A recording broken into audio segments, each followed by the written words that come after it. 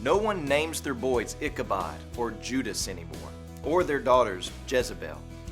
Names carry meaning, and oftentimes that meaning has to do with character traits. Welcome to Life Words Day by Day. In Psalm 128 verse 8 it says, "Our help is in the name of the Lord, who made heaven and earth." Notice that our help is in the name of the Lord. Name meaning His person, His character, His essence.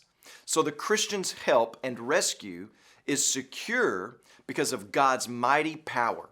After all, He made heaven and earth, and our rescue is secure because of God's faithfulness.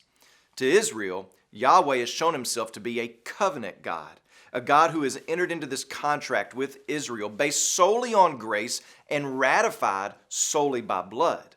The covenant that God made with Israel was guaranteed by blood, symbolizing that the covenant would require the cost of a life. That blood was poured out, half on the altar to represent atonement for our justification, and then half sprinkled on the people to represent that the blood sanctifies the people. So the people of Israel had a promise from God that He would be their God. He would not abandon them. He would always be on their side. And because of His character, they could always put their hope in Him. The death of the animal to atone for the sins of Israel and render the Israelites ritually clean was necessary for the old covenant to be ratified. But the death of the animal was only a picture, not a complete fulfillment. The complete fulfillment of the covenant would need not a picture, but a truly effectual blood sacrifice. John Owen gives us some helpful theological insight into the ritual that's described in the book of Hebrews. Here's what he says.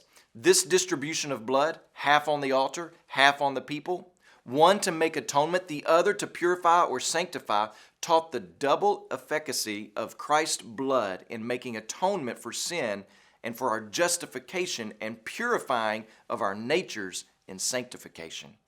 And that's what makes this psalm our psalm today.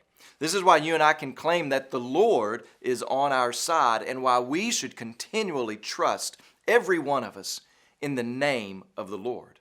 He is faithful and true. He fulfilled the covenant Himself with the death and resurrection of His own Son because He is true to His promise. Today, please pray for Filomeno Kakilala and his family, our missionaries in the Philippines. And also remember the Luo Life Word broadcast that's heard in Kenya and Tanzania.